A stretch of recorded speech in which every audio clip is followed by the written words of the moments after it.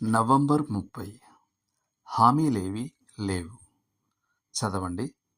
ప్రసంగి 9వ అధ్యాయము 11 నుండి 18 వరకు. మరియు నేను ఆలోచింపగా సూర్యుని క్రింద జరుగుచున్నది నాకు తెలియబడెను. వడిగలవారు పరుగులో గెలవరు, బలము గలవారు యుద్ధమునందు విజయమొందరు.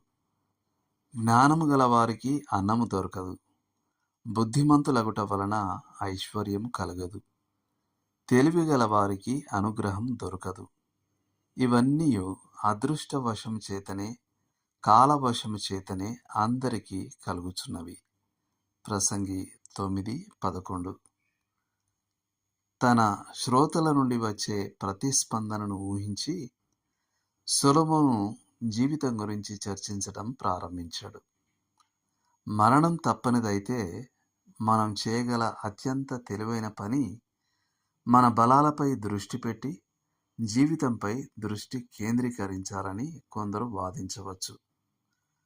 మరణం వచ్చినప్పుడు కనీసం మనం విజయం సాధించామని తెలుసుకున్న సంతృప్తి అయినా మనకు ఉంటుంది.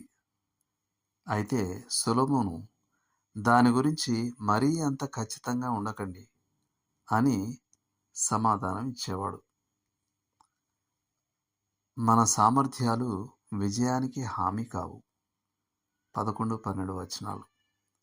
సాధారణంగా వేగంగా పరిగెత్తేవారు రేసులను గెలుస్తారనేది నిజమే అయినప్పటికీ నియంత్రించలేని అంశాల వల్ల ఈ ప్రతిభావంతులైన వ్యక్తులే దారుణంగా విఫలమయ్యే అవకాశం కూడా ఉంది. విజయవంతమైన వ్యక్తులకు సమయాన్ని మరియు పద్ధతిని ఎలా సద్వినియోగం చేసుకోవాలో తెలుసు. 8వ అధ్యాయం 5వ వచనం.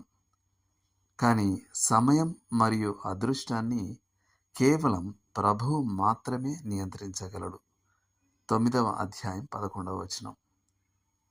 వాస్తవానికి క్రైస్తవులు అదృష్టం లేదా యాదృచ్ఛికతపై ఆధారపడరు. ఎందుకంటే వారి నమ్మకం దేవుని ప్రేమపూర్వక దైవ చిత్తంపై ఉంటుంది. క్రైస్తవులు తమను నడిపించడానికి మరియు నిర్ణయాలు తీసుకోవడంలో సహాయం చేయడానికి దేవుణ్ణి విశ్వసిస్తారు మరియు ఆయన చిత్తమే ఉత్తమమని వారు నమ్ముతారు.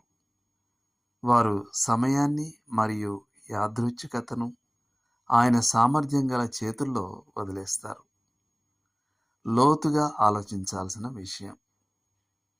మీరు సమయాన్ని మరియు యాదృచ్ఛికతను పూర్తిగా దేవుని చేతుల్లో మరింత బాగా ఎలా ఉంచగలరు? దేవుడు మిమ్మును దీవించును గాక. ఆమేన్.